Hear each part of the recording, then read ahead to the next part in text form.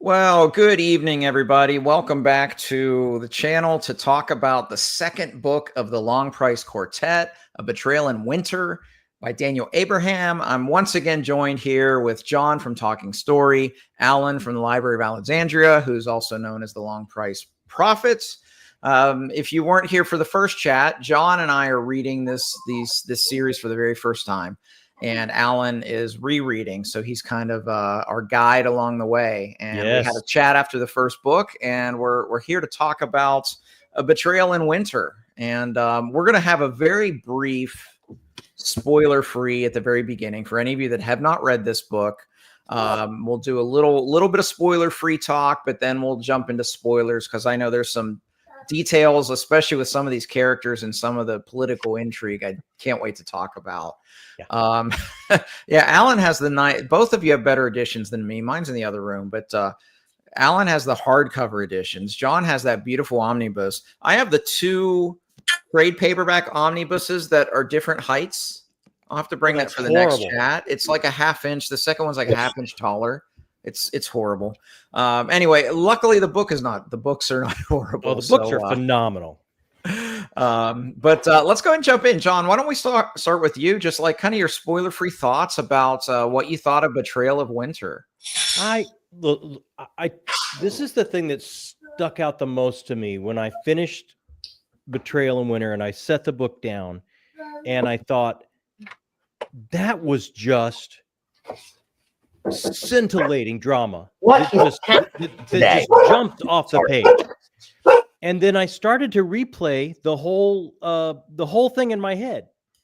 And we didn't have any of these moments that we have in fantasy a lot of the times.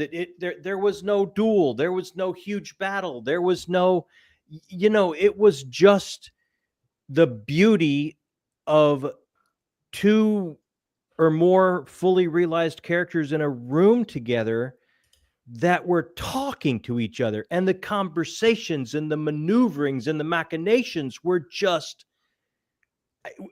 I just loved every minute of it. And I talked about a lot of the times when I'm reading some of the fantasies, it's like, oh, another battle. Okay, well, I want to let me get to where people are actually talking to see, what the shakedown's going to be and what this really means and what's going to happen. Because I can kind of get battle fatigue a little bit. So this was just the antithesis of that. It was so gorgeous. It was Shakespearean. It was intimate. It was sweeping in these people's lives because each and every one of these conversations and the conflict therein was enormously important to them. And I just thought it played out so well. So just going all the way back to the hallmarks of drama of two people diametrically opposed in their motivations, willing almost to do anything to get them. And it was just scene after scene after scene of that type of energy. And I just absolutely loved it. It reminded me of some of Shakespeare things like, Henry will get the St. Crispin's Day speech. And then, the battle happens over there, but the cool stuff is what you get to hear and see and the interactions between people. And I really, really appreciated it. Yeah, John, I don't have the Shakespearean background as you, but it does the whole thing so far, but especially the second book, it feels different than so much else that I've read, but in a good way. Yes. I like first of all, the political intrigue in this book is top tier. I mean, the only comparisons I can really think of that I've read in fantasy like this is Martin. And then I think the first book of the Empire trilogy is another one that I think is just a really good political intrigue. But I struggle to think of another one that's kind of so well done, but done so subtly. Yeah. That's the thing I've really connected with Abraham's writing in these first two books is the subtlety, his character work. Oh. He is just so nuanced in the way that he portrays the characters. But one of the things I love most about this is it's not a spoiler to say that this second book is about 15 years later, I think, from the first book. This one's 13. Okay, 13. So 13 books later. And you see these characters in there, of course, 13 years older, and they're men now, and they've gone through things, and you see them and their difference, but you still see like where they came from, and you see those aspects of it. Yeah. So for instance, like Mati, you know, even though Mati proves himself in this book to be just like an incredibly competent and intelligent man, you still see those insecurities that are still there from what he was as a youth. Mm-hmm. And I love that because it's just so nuanced and it's so real. And when we Yes. talk about, you know, some specific characters, we'll talk about that a little bit more. Just how dynamic I think the characterization is, but it's so subtly done. And I love the authors that are subtle in their portrayal, especially of character, because it's so easy to just be obvious. And so I love that. I love the political intrigue. And I thought that as much as I enjoyed book one, I think it was a decidedly stronger book. I loved it. Was slow paced, but it never felt slow. Mm-hmm. You know, it's a lot like Hobb for me. You know, Hobb can be slow with a plot, but there's so much else going on. You're getting so much, you know, revelation about even the world building and how this, you know, the city works. And you learn more about each of these characters and all of these scenes, because this book felt like it had more POVs than the first one. But again, I'm just really impressed with Abraham, just the way he executed this novel, because it's so understated, but it's super strong. Oh, it's such a great word, understated. That's such a great word for it. Yeah. All right, Alan. So this is your reread. Spoiler-free thoughts, but then are there any things that changed for you in the reread than, you know, maybe your thoughts the first time through this series? I mean, I'll answer that in the spoiler section, because, you know, and again, even then I can't talk as much because I'm noticing, because I know how the whole thing plays out. I'm noticing details in this book that I did not notice the first time through, but I'm like, oh, that's relevant to later. Interesting. And okay. I did not realize it, because it's like literally throwaway stuff. But I mean, I agree with everything you guys said. I think what continues to amaze me with this series is the characters are so complex. Like they're not like, you read fantasy books, and I'm not impugning anybody else's authorial style, but it's just like, you can't like define them by a characteristic. Like, you can't just say this is the mad one, this is the heroic one. Like, they have their motivations are so complex and often conflicting. And seeing how first of all, Mati and Ota's relationship again just evolve is so it's just seeing where they came from and where they are now, and the kind of power dynamic between them, about how they both have great fondness for one another, and at the same time are also like have like disdain for the other for certain situations. It's every emotion that you've ever felt towards family members or long-term time friends. And Mitch in my Discord said, I think it was Mitch that said, what he really likes when authors can do is you can feel the weight of the years passing. And Yes. Abraham, I think, does such a good job of like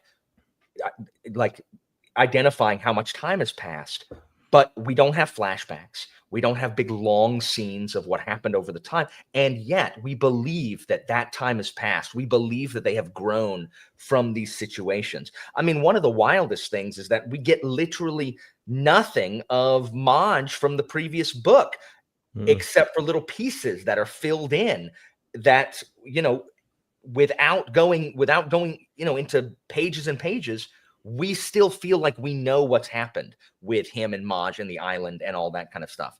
I think Abraham is an excellent, just like setting writer. Just like Saraket felt hot, Machi feels cold. And I hate it. And I just finished Left Hand of Darkness, and I'm sick of being cold, guys. Like, like Le Guin, one good thing I can say about that book is that, you know, she does a fantastic job making it cold. And I think Abraham does the same thing here in Machi. And I'm just like, man, bring me back to Sarakat, please. Bring me back to Sarakat. But even the Andant is different. Like we see the difference in the Andant. We see his understanding of the human heart, I think, is just unparalleled. He writes like longing and rage and so much of these emotions that we see, like they present so differently in this book or in this series than we would normally expect them to see. Like, I think Abraham very often we're like, okay, this person's enraged. We know how rage appears on the page, except that no, completely different. And I think he subverts a lot of those expectations, but in a way where like it enhances the narrative instead of just subverting for subversion's sake. Yeah. And there's just so much about this, like the character, just the deepening character study of Mati and Ota, and the new characters that are introduced, you know, whether they're here for the whole book or only part of it. It's just, I don't know. It's just so good. And I agree. Like the political intrigue stuff is, I gotta wait till spoilers, because there's one thing that I want to say that is just that Abraham just does brilliantly, and it's so obvious. Anyway. Yeah, I think this is a good one here. The female characters for sure. Tremendous. I mean, we'll talk in depth about Idaan, but I'm getting my second favorite character. Two books in a row now is a female character. Yeah. I love Idaan, but I also love Tian. Like, this is not really a spoiler. It's in literally chapter 2. When Ota tells Kian about his past, and she says, "Get out." Yeah. Like, that came out of nowhere. Like, I was not expecting that. She's like, "You gotta go. Like, they will kill me. They will burn down my inn. Like, what is wrong with you? Why? What? Go. Like, you have to be gone this morning, or I'm gonna tell them you're here." Yeah. So and that's one of those subversions that you know, you're expecting something, and it's and Alan, isn't it like, I mean, a lot of times you get a script and you have to make choices, right? And whether you're auditioning or on the night, whatever it is, and it's almost like Abraham makes some really interesting choices that a great performance. It's so theatrical. Sure. It's so theatrical, and the choices aren't like, oh, this is a heavy scene. We need a bull wrecking a china shop in here. No, a lot of the times it's real. And I loved how you guys brought up 13 years later, and these guys are carrying some weight. Mati and Ota are carrying some weight about the choices they've made, the way their lives have gone. Maybe it should have gone differently. And they understand a little bit more how the world works and how they fit in it, and it's not comfortable. And I loved all of that. I loved all of that. Mati's carrying the weight of having failed, and Ota's carrying the weight of having murdered someone.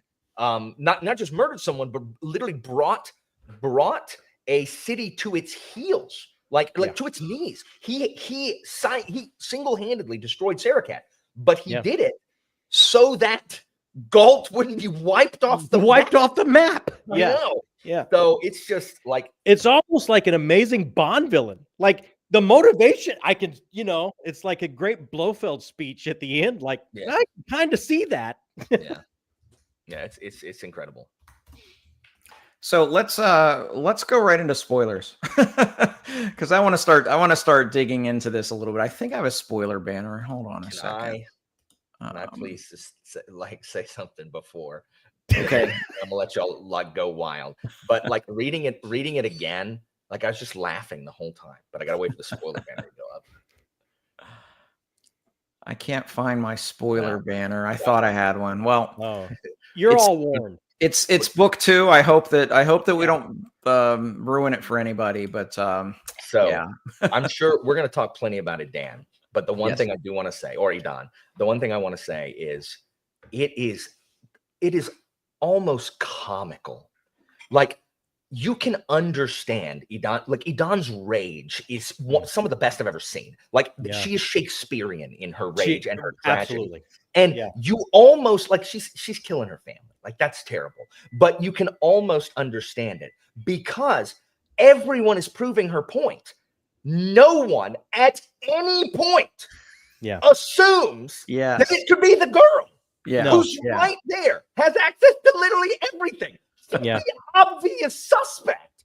And they are so sexist that they could not possibly believe that it's the girl. Yeah. And it's like, it's comical in how stupid these people are. Like, everything's even Ota and Mati. Like, they're not immune to it. It's like, Idaan, like, I get it. Like, I would be pissed too. Like, no one takes you seriously. Sorry, I just want to say that, and you guys should have the ability to go and talk first, and then I'll pick up. I'll do cleanup. No, I thought Idaan was a character that really impressed me because you felt that there was an aspect. Yes, like you said, she was killing all of her. Hold on, let me get rid of this troll. She was telling all of her. Sorry, she was killing all of her family, but you could tell that she was just so upset at, she was the woman and she should have been the one that was going to be, the next Kai. And I felt that it gave her, I mean, I wouldn't say, no, I think it was still a nuanced character because you could feel her motivations. Yeah. And like you said, like the entire idea that nobody until the very end, when Seimai figures it out that it's her, nobody even considered it would have been her. So, I mean, I feel that. I mean, she was not a mustache twirling villain here at all. I mean, you could understand her motivations. You could see why she was doing it, but she was certainly villainous.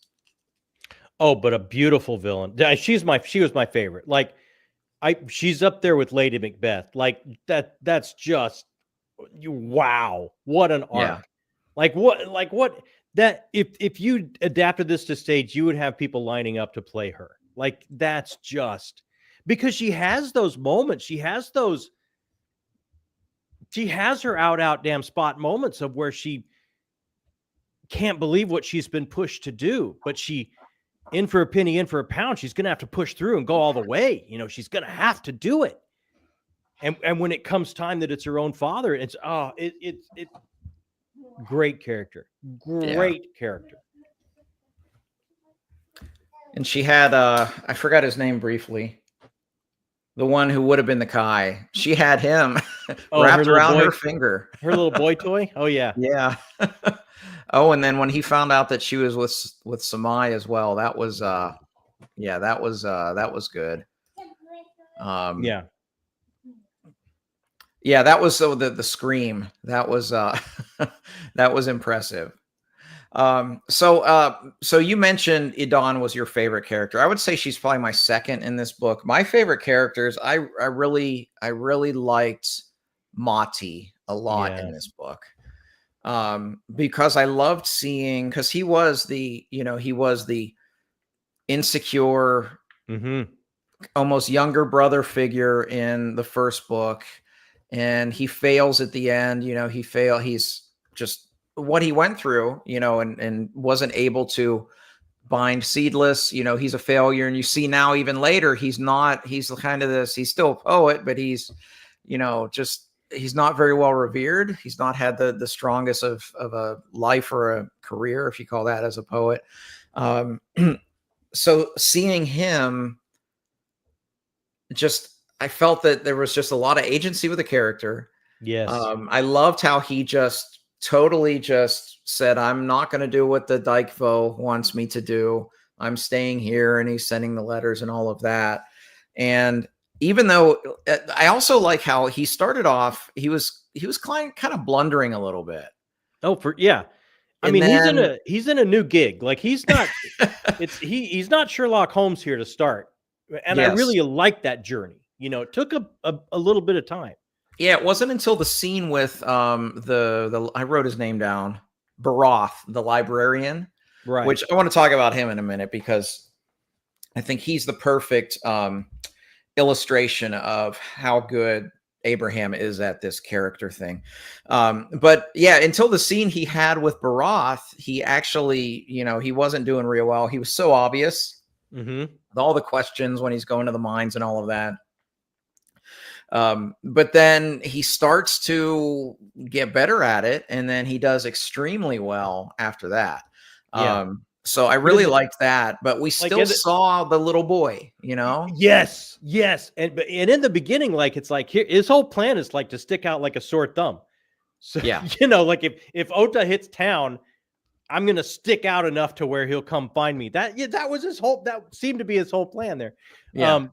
But I love that how past was prologue in this, 13 years later, and they're carrying that weight. And even when it's like how you said, like they just could, like Alan was saying, they just couldn't see that it could possibly be Idaan. And when all the markers were pointing that, come on, this has to be Ota. It's got to be Ota. From all of that past being prologue, Mati is still able to go, I don't see it. I just can't see it. I can't. And all that's earned, being the little boy that was saved and going through what they went through and carrying the weight of what they thought their lives were going to be. And Ota's part, you can never go home again, and having to go home again to really find out who he is and how he fits. And all of this past pays off in this amazing, believable way because of how this is architecturally built and just beautiful. I completely agree. No, it's just so good. Idaan's character is it's so nuanced and brilliant. And just Abraham, there's a scene where when Samai and Idaan are sleeping together, and Idaan, and Samai knows something's wrong, and Idaan, desperately wants to confess to somebody because she's carrying all this. She started something that she wishes she hadn't started, but has to see through, right? And just the scene with them talking back and forth, like it's so, it doesn't have to be this book. It doesn't have to be a fantasy book. It could be any two people having a conversation at that, and it's so realistic. And she's just like, do you love me? Like, she wants him to say yes. Like, she needs to know that someone wants her for her, like, and can forgive what she's doing. Do you love me? And he's like, Idaan, I don't even know you. Like, I don't know you. Like, you show up, we sleep together, and then you leave. Like, I don't know you. And just the stuff he writes about the just the nonverbal things that he writes about the way she responds to that. And it's just brilliant. And then it's also hilarious later when Samai thinks he's got it figured out, and it's still not her. It's her. And it's her husband. He's trying to save her. He's trying to save her. Yeah. He swoops in with his white knight. He's like, tell me that it's Audra. Like, tell me it's Audra. Like, no, she's just like, tell me everything. I already know. And she's like, oh my gosh, here. And Samai's just like, yeah. And the thing is, I think Stone Made Soft knows long before everybody else. Like, but I don't think Stone Made Soft has the same prejudices. Like, I think Stone Made Soft being what he is, I think Stone Made Soft figured it out and thought it would be amusing.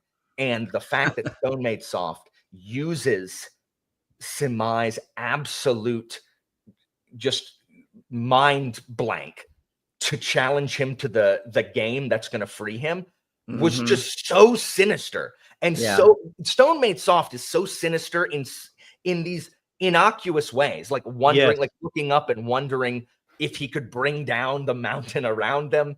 It's just so it's just I don't know, it's terrifying. It's wild.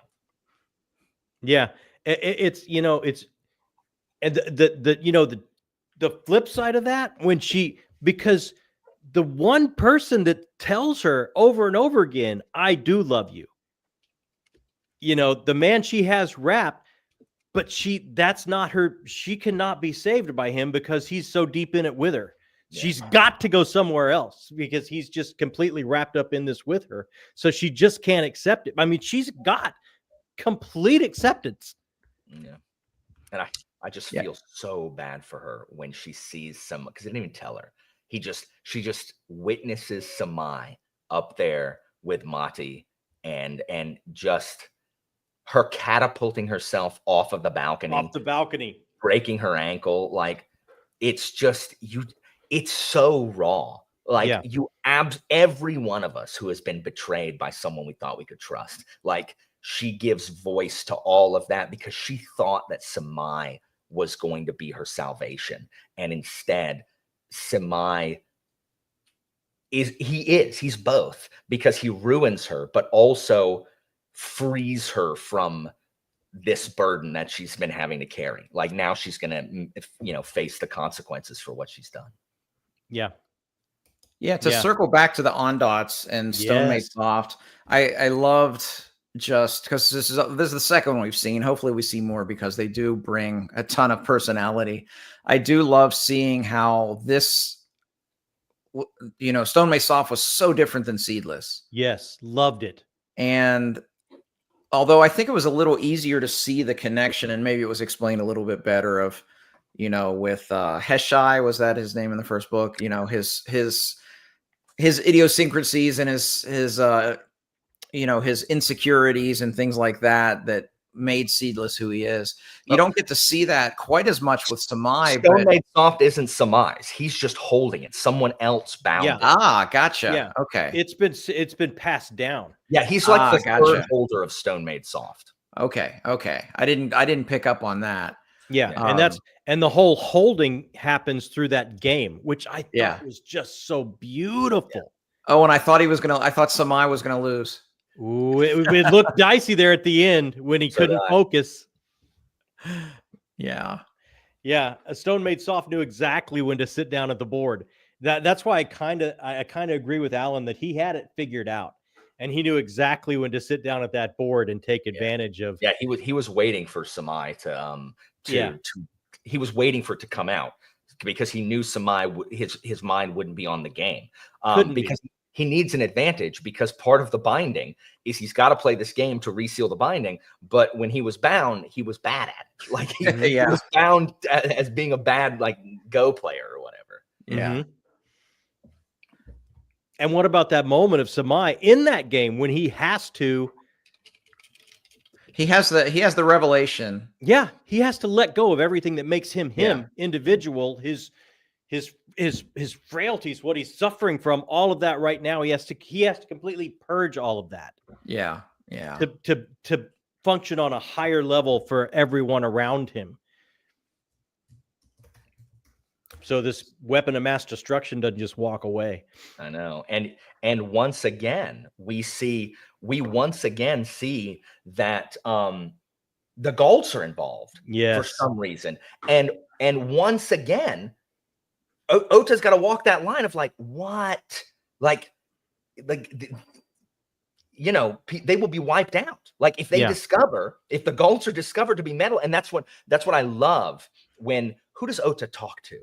The ambassador. The ambassador, and says, if I see even one, like, if I don't want to see y'all sniffing around anywhere. If I see it one more time, everyone in Gault's going to die. Like, just stop. Yeah. Stop. Yeah. It's so good. It's so good. Because the thing is, Ota, like, what did Ota kill Heshai for? If they're just going to do it again, like, thanks for letting me kill that guy I have to live with that guilt, but it didn't matter. Get out of here. Yeah. But that's such a, it's so amazing. It's so awesome, because he's going to be a great ruler because of everything he's carrying. Yes. Okay. Yeah. And again, the past is you've seen where he's come from. You've seen him completely walk away from the power of the poets. Even when they offered to give him a second chance, you've seen him walk away time and time again and go, no, I'm not buying into whatever this stratified bureaucracy is. I'm not buying in. I'll go be a courier or whatever. And now to be at the all the way up now at the decision-making height, he's going to be, I can't wait for the next time jump. And these two men are even further down their path and carry, So beautifully done, man. I can't. That's why I'm starting at August 1st. It's my first read of August because I got to see where these guys have gone after this next time cut. Yeah, I felt the same way when I finished this one. I was like, oh, I want to jump right in. But yes. It's the prologue. I love the prologue is one of the scenes that is one of the chapters that's just stayed in my brain since last time reading it. Like the prologue of Autumn War is great. It introduces another major character who I love. Okay. I love the character. Yeah. I wanted to bring up a little, I took a couple screenshots here of something that, so the character was Baroth, the librarian. Right. And I thought his character for me in these two little passages showcased how good Abraham is at characterization because he's so damn subtle. So the first one, it's Samai saying, or no, it starts, here it is. He isn't a very good man, Stone made Stoffer humbled. No, he's not, Samai agreed. But friendship falls where it falls. And may the gods love this line. May gods keep us from a world where only the people who deserve love get it. I was like, okay, that's freaking brilliant. Isn't that beautiful? And then like a few pages later, it's another one. It says, Samai is talking to Mati and he says, Baroth is a friend of mine. Sometimes you have to protect your friends from themselves, you know? Yep. Like, that's like subtle. This is a very like a little throw off character that's not really, you know, he's not hugely important in the scheme of the story, but he's portrayed with just a great degree of nuance. And those things really spoke to me because we've all had those friends that, you know, might be the asshole in the group, you know, but you're friends with them because maybe they need you. I'm fairly certain that was me 15 years ago. I'm fairly certain that I was Baroth 15 years ago. But you know what? Baroth was the inspiration for Monty to finally start piecing things together and seeing things. Like there's a wisdom there in spite of himself almost, right? Yeah. Like he's that, oh my gosh, he's that intellectual bumbling, I care nothing but my books and, you know, a good drink now and again, and and he doesn't want anybody else mess with his books. Oh my God, no, forget it. He just wants like Baroth. Like we know characters like people like Baroth. Like that's his fiefdom. Like that Baroth doesn't have any real power in his life except his library. His library is his fiefdom, and he's the petty tyrant of his library. The same way that teachers are petty tyrants of their classrooms. Right. So, and it all comes down to that library. I mean, the whole reason the Gulcher, they're trying to get some book out of that library, man. I know. Like Baroth's not wrong. I know. This is true here. And I felt that this book was kind of higher prose level than the first one. I just felt that because that's something that I freely admit I have a little bit of prose snobbery in me. Because some of my favorites in this genre, Kay and Hobb, have some of the best prose, and it's just something I gravitate towards. I do appreciate craft a lot, and it's part of what I do, so that's probably why. But I did feel in this one, I felt that it was still very, very nuanced, but I did feel that the writing did feel like it was a bit more mature, a bit more kind of self-assured. Maybe a little bit more confident. Maybe was this? I don't remember. Is this his first two books? Yeah, this is his first two books published. Okay, well that makes total sense then. Really, I didn't know that. Book. And I loved that I read. I think in the foreword or the afterword or something that he decided to write something with this book. He wanted to confront something that scared him. So I'm not sure exactly what that was, whether it was maybe greater depth of character or the political side of it, or just the fact that it was such a slow burn. Mm-hmm. But I don't know. I thought it was magnificent. It's such human drama. Like this whole thing, like Alan said, this could have happened in a fantasy world or the whole thing revolves around the human drama. Yeah. And the element thereof. And it's like guys, it's tough to write a book in this genre and go, there's going to be no duel. There's not even going to be a fight in the street. There's not Right. a brawl of any kind. We're not going to have a big battle at the end. We're not going to have a dragon fly in at any moment. Like, there's no set piece moment. There's no big, whoa, it's nothing but the human drama, scene after scene after scene. I just double checked. It is his first 2 works. Yeah. And for a writer in this genre to lean in and go, I'm going to do that, and I'm going to keep it real. I'm not even going to go in these dramatic scenes for histrionics. I'm going to make that choice and keep it subtle and real, as opposed to people, throwing furniture around. Like, I think it was a very brave choice to do this book all the way through like that. I think every single character is understandable. Even Audra. Like, I think Audra genuinely loves Idaan. Like, I think a lot of his venom and a lot of his poisonous attitudes come from the fact that he loved Idaan.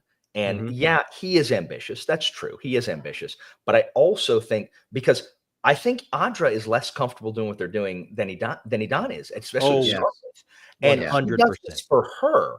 And then she leaves him holding the bag by sleeping with Samai. And it's just like, why did I do that? Like, I did this for you, and now you don't even want to, like, you're going to be with the poet? Like, what's going on? And so I even feel for him, even though he's a jack weasel too. Like, everyone in this is understandable. Except for Sinja. I hate Sinja.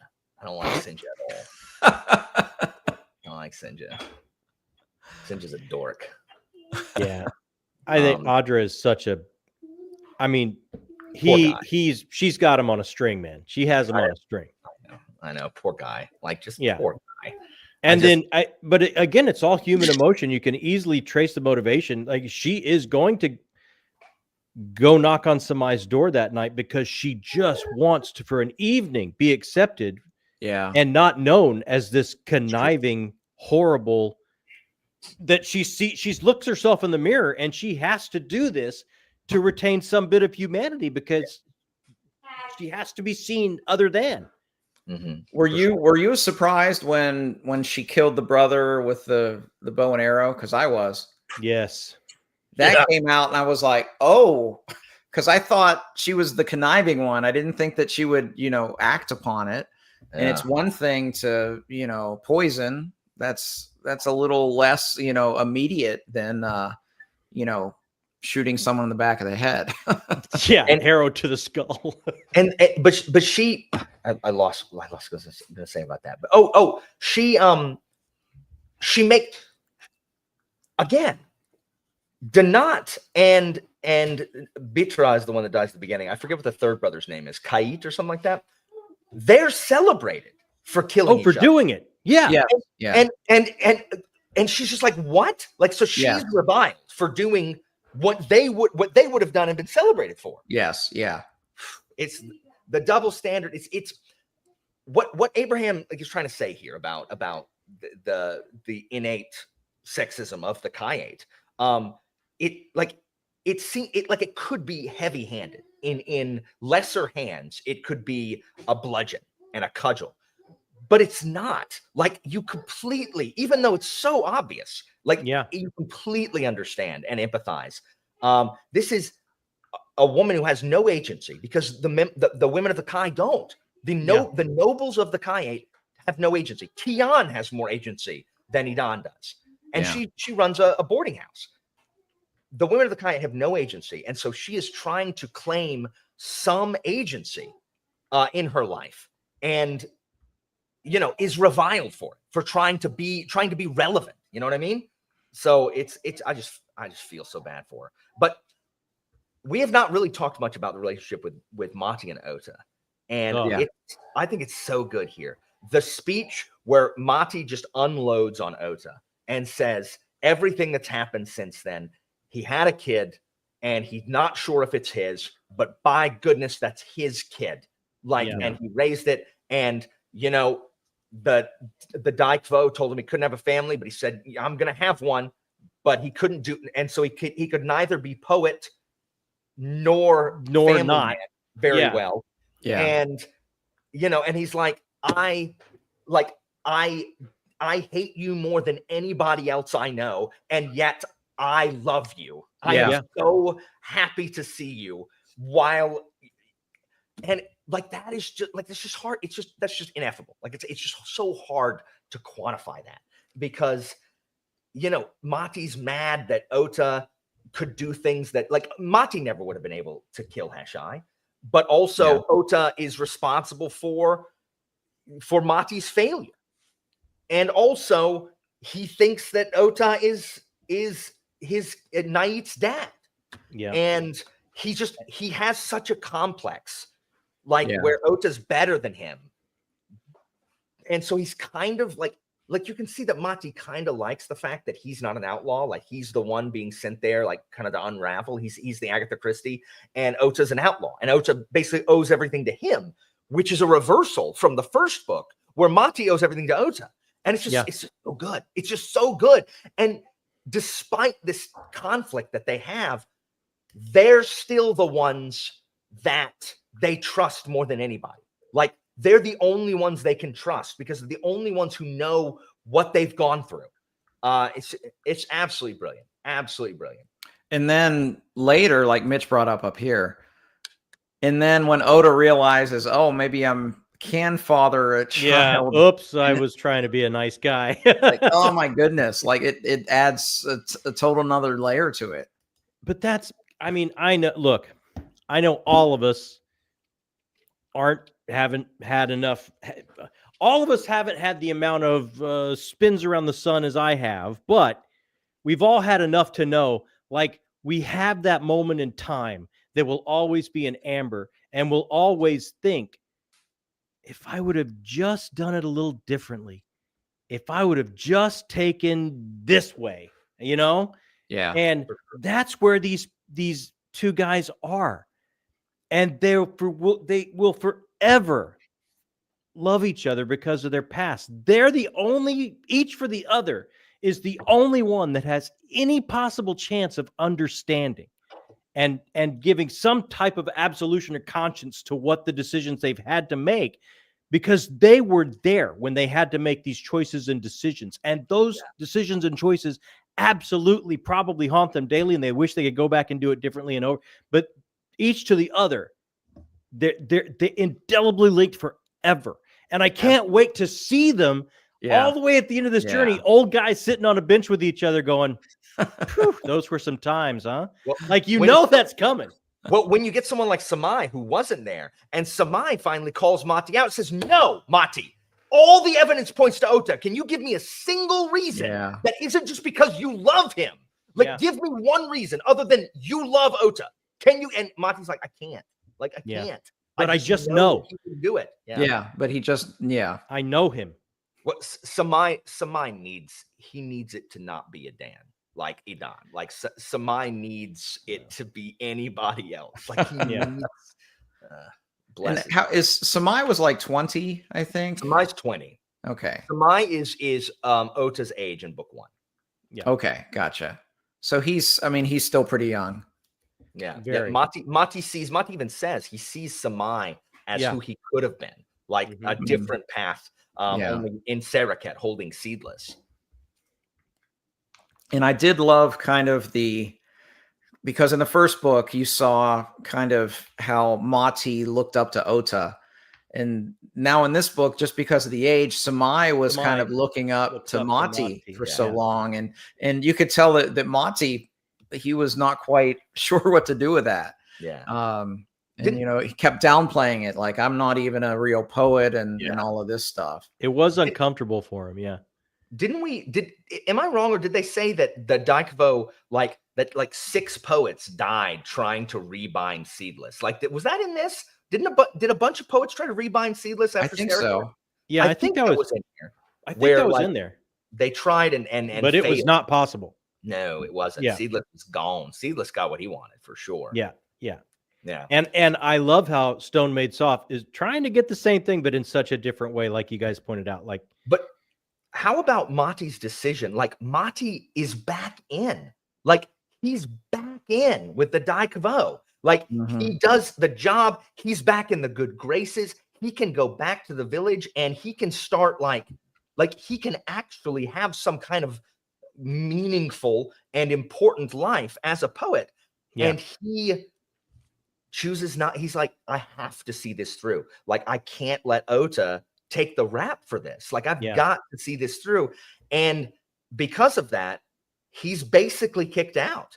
Like, he is allowed to wear, what is it? Did they take the robes from him, or did they say he can wear the robes as long as he makes it very clear he is not acting on behalf of Daikobo and the village? Yeah, there was the latter. Yeah. Yeah. But he has his Ota moment. Like, he gets to have that. Yeah. He gets to have that back. And he's not going to let it go after all he's been through. And he got to watch Ota walk away and be his own man and do this kind of stuff. And he gets his time. He gets his moment. But now he's going to have to try to make a life like Ota did. He's going to have to try to make a life, and he's going to have to. And I don't think he's going to have a problem with this. He's going to have to, for the goodwill of him and Ota, accept this child as his own with no questions asked. Right? Yeah. That's going to be interesting how that plays out too. I'm hoping we get more of that. Yeah. I mean, I'm guessing we will, because obviously we're following these two characters through all 4 books. But also just knowing that, I mean, even if it's, if the son starts to grow up and looks like Ota, he still has to be Mati's son just because of the rules of the Kayam. Yeah. So, and because the danger if he is not. Exactly. Yeah. Yeah. Well, remember, Kian's pregnant, right? Yes. Yeah. So, there's the danger. They would be expected to go after each siblings. Other. Yeah. As if it was a son. If Ota has a daughter, then they're okay. That's true. Book of Eli. Absolutely. Yeah, for sure. No doubt. No doubt. I'm guessing from the title. Now, are we moving up to some? I mean, this is, I guess, a question for Alan with no spoilers. Are we moving into like some conflict here? Are we gonna? It seems like we're gonna have some fireworks coming up in book 3. What's the title of the book, John? Yeah. Autumn War. That's what I'm thinking. It is, and again, in Abraham will make it like nothing, no other similar book you've read. Like, it is. It's so good. It is even though it is called an Autumn War, it is still very much a character study. Yeah. I can't wait. There's a character from book 1 that reappears in book 3. And so you'll get to see even more growth, or how this character has changed or whatever. Oh, they did have the baby in the last chapter. You're right. Yeah, and it's a girl. They name her Aya. That's right. It's a girl. So even if Nait is Ota's, they're fine. For now. Yeah, I don't know if fine sounds right to me. I mean, unless they have more fun. Also, remember the rule of the norm of the Kai.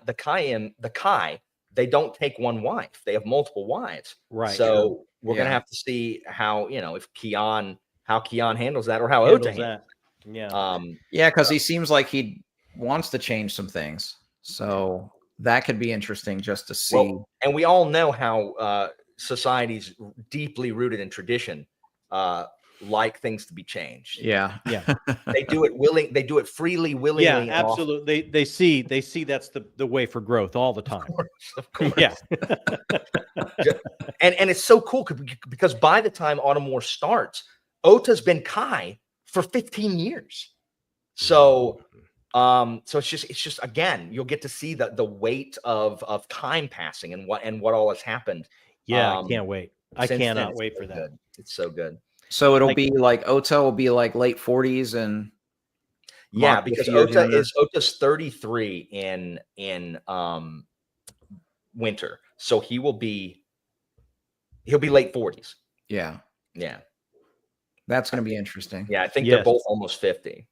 Yeah, That's Book so of great. Eli. I feel you. I read Midnight Tides this month too, so I'm only doing 2 of those 3. Well, I need y'all's opinion on the prologue as soon as you read it. Oh, we'll hit you up. We'll hit you up in DMs Yeah. a second. I'm reading it August 1st, so I'll hit you up immediately. Fantastic. It's oh man.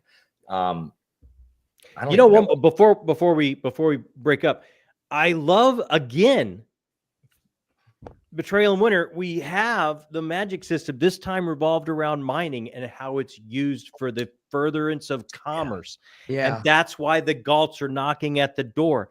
And that's why I think we're on the precipice of an autumn war. It all goes back to commerce, which is so concrete and tangible of a way to look at this magic system in this world. It just makes it so believable in a way. Like it's so easy for me to buy in because at the crux of it, it's about cornering the commerce of the area.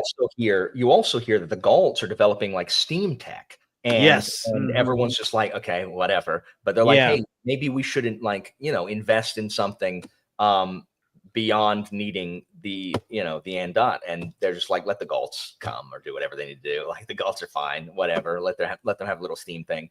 Yeah, absolutely. It's on the mining thing, we also learn a bunch more about the binding. Like Samai talks about like, what does that mean? Stone made soft. Like what is that concept?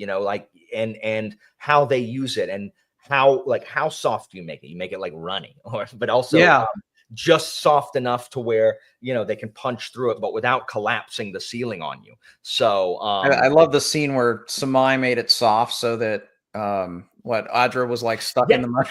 No, where it was the assassin from book 1, the same guy. Same guy. It's the one. It is the same one who fled after Maj, the sad trade thing happened. Yeah, right.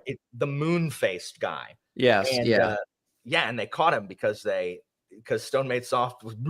Yeah. That was brilliant. No, and I love. I mean, he won't be escaping again. I love we got like Stone Made Soft, but like even we called him Seedless, but what was it? The part that was removed. Removing the part that continues. Removing the part that contains. I just love that. This is easily, and I mean, I hate to piss on him, but like I'm reading Sanderson right now, and I hate how over explaining the magic system he does. And I love how this is. I mean, this is a hard magic system. It is. It has rules and it has boundaries and it goes all the way back to that classic ideal of knowing the true name of something and taking power over it. So it's got lore and history behind it. And yet at the same time, it doesn't become over encumbered in any. Yes.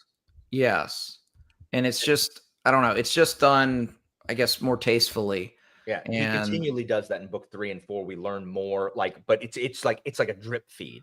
We still get like piecemeal more information about the Idaan and the bindings and the grammar that is used. Yeah, no, I definitely enjoy it, and so that's from someone who normally, I mean, I'm kind of I really like soft magic a lot more, but here we have rules, but it feels more organic to the story than the rest of I don't know, the rest of that kind of Josh, don't you feel like stylistically it fits? You were bringing up the prose and the beauty of the prose and some of the quotes that make you stop and think for a moment. And the magic system is beautiful. The magic system fits stylistically with the narrative. These concepts and these names given not agency, but given shape in the physical realm and then being held in servitude. It's deep, it's thought-provoking, it's beautiful, it's artful. I just stylistically, it just like a puzzle piece slots in so well. Yeah, I love how they're almost, and well, they're really, I mean, the Ondot are slaves. Yeah. And they're 100%. enslaved. They're enslaved by the poets. But I And, think they're for the most part, they're doing important services for society, but they're still enslaved concepts or creatures or whatever. So I love that we've seen 2 so far. I'm sure we're going to get at least 2 more, I would guess. I would But hope. they're just trying to get out of this slavery. And Seedless was obviously had one approach, and Stone Made Soft. I mean, I thought he was going to pull it off too. I thought it was Well, gonna he be came close. Yeah, He I thought came he was going to close. do it. I was like, all Samai's too broken up. He's gonna ruin this, and then pulled it out at the end. It was so intense. That match was so intense. Yeah, It crackled with drama, and it was 2 guys at a game board. And Stone Made Soft, who just has, like, I love that his voice is described as like an avalanche or like rubble rolling down a mountain. And he's just even keeled. He's just this even keeled, dopey face, like, oh, hey, okay. And then he yells for the first time. He says, "Play your piece." Yeah. Because he knows that he's got Samai on the ropes. Yeah. And so he yells at him like, "Play now." It's just like Abraham is so, he holds so much back so that when he plays the piece, it's so much more effective. Yeah. It's much more effective if you are even keeled and then you yell, rather than when you yell all the time. You know what I mean? Like it's just remarkable. And every time I read this, I don't know. It's just so, I don't know. It's just brilliant. It's brilliant. And Mitch has my thoughts about this series completely. Me and Mitch are on the exact same. I need to go back and listen to them on the audio. The next time I listen, I'm going to listen to an audio. But not that. The thing where he said the third is his, Autumn War's his favorite, but like them all. Yeah, that. And the series is greater than this. Absolutely. Completely agree. When you finish and you look back on the whole story that's being told, it's absolutely brilliant. That's stunning. I do also love, Josh, I love you touching on this about as far as the themes of servitude and these Ondats are slaves. If you look at every single character, due to the social constraints and what they're dealing with, they're all enslaved. Yeah. Every single character is enslaved to the society in one way or another, and they will break out dependent upon their personality to different levels. And at different times of their life, they'll break out. Even this time we get to see Mati do it a bit more. But they're all constrained by familial, societal, one type of restraints after another. Almost occupational with the poets. Yes. And completely. Like, look, Kian, they order her death for doing nothing other than having known Ota. Like that's not agency. Like she has no free will there. Like, because she shared a bed with Ota, you're going to kill her too? Ridiculous. I love the last scene with when Ota lets Idaan go. And I wonder if we'll see her again or if she fades. But we have to see her again. We have to see her. I hope so. I hope so, because I think she was such a compelling character. But here's my prediction. Okay. You're going to get to make prediction. Here's my prediction. Yeah, we're going to see her again, but we won't even know it's her. She'll have a different name, we won't even know it's her until he, at the perfect time, drops the shoe that it's her. I got no predictions. I never I never try to predict. I'm trying to predict right now whether or not you two are going to like Balasar Guys. Because it's always an argument, because I love the guy in the prologue, Balasar Guys, but a bunch of other people hate him. So I'm trying to figure out, when we get together next month, are y'all going to be like, oh, Balasar? No, you know what? I'm going to say y'all aren't. I'm going to say that y'all are Balasar Guys haters. That's what I'm the gauntlet's been thrown down, Josh. We shall see. Good question from Eli. What do we think of the inner turmoil Ota went through when he's grappling with the news of the impending fatherhood, and that he had to embrace the responsibilities he ran from?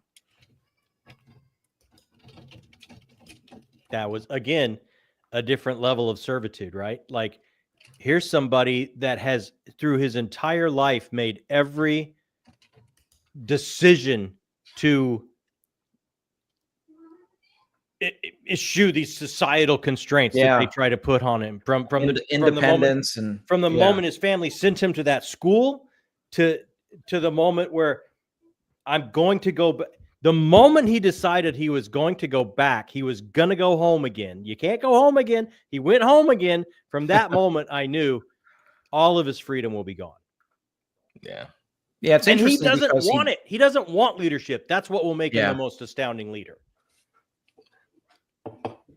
Yeah, and that probably gives him the greatest potential to be a great leader because he doesn't really want to do it. Yeah, that's always the case. The great leaders are the ones who don't want the responsibility of leading. Yeah, they take the responsibility for the good of others. They don't want it themselves, and those are the greatest through history. Alan, those are the greatest. Mm-hmm. Yeah, it's great. I cannot wait for y'all's thoughts on the next book. Josh, are you reading it first in August or no? It'll be second. I'm going to do, I'm reading Changes by Jim Butcher, but I'm going to start that probably like tomorrow. You're a fast reader. Oh, yeah. You'll be done. Yeah. You'll be done by the 1st of August. Yeah. So that book is crazy. Yeah, so it'll be definitely very early August. I'm so excited to read Autumn War again. I'm so excited to read Autumn War again. All right. As soon as I do the prologue, Autumn first, I'm burning up DMs with you, Alan. Be prepared. Please do. They kind of go together because summer and winter are kind of linked. Like they deal with similar stuff, and then autumn and spring are also. That's why they're that bind up that you have, Josh, is because they really are linked in the stuff that happens and thematically and stuff. Like book 1 and 2 are setting everything up that we get in book 3 and 4, cool. And it's just masterful. I'm so excited. I'm most excited probably because of Mitch's comment back here. Yeah.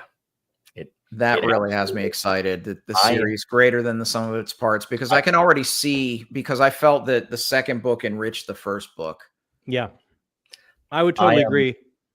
Yeah, I read 1 and 2, and then I read 3, and it completely just recategorized. Like it just, I looked at book 1 and 2 completely with a different lens.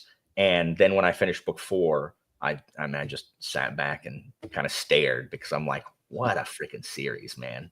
Yeah. So I think, it's such a great sign for me because Josh, so far your favorite is 2, Alan's is 3. And at this point, my favorite is book 1. So that's the amazing part of an amazing series is everyone has a different, they're all, for me, like the Sad Trade was just so unbelievably, like that was just, like that will live with me forever. Like that scene, that moment, that scene, that's not a real forgettable scene. Oh no, like the visceral nature of that. Wow. For sure. I do remember our last chat. Everyone in the chat was listing like their order, and nobody agreed.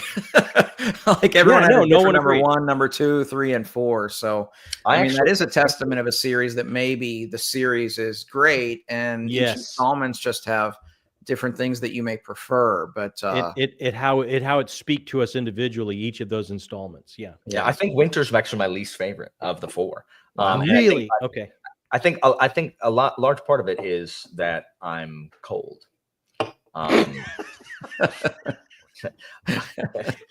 Seriously, like I don't know. I just reading book 1 again and just seeing Seedless and Heshai again. I think it overtook book 2 because I used to like it 3, 4, 1, 2 or 2, 1, but I think now it's 3, 4, 1, 2. But we'll see if that holds. Maybe 3 is not my favorite anymore after this next read. We'll see.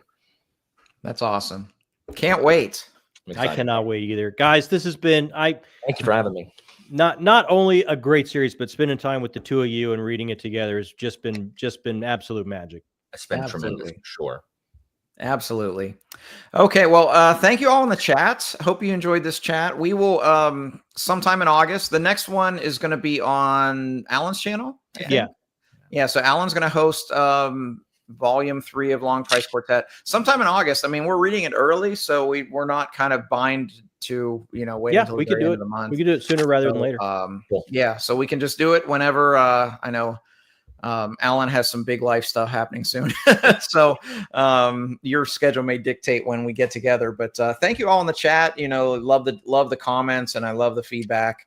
Sorry for the trolls. Hopefully we can get rid of those quicker next time. But thank you, John and Alan. Thank you all in the chat. If you're hard on Team Replay, you know, drop us a comment and tell us how much you love this series. And once, as I said before, these are short books. So even if you haven't read any of them, I mean, the first 2 books combined are like 500 pages. So yeah, you could be caught up. Easy. Jump on in and you can catch up with us. And it is so worth it. Oh my gosh. Absolutely worth it. So good night, everybody. Thanks for hanging out. Take care.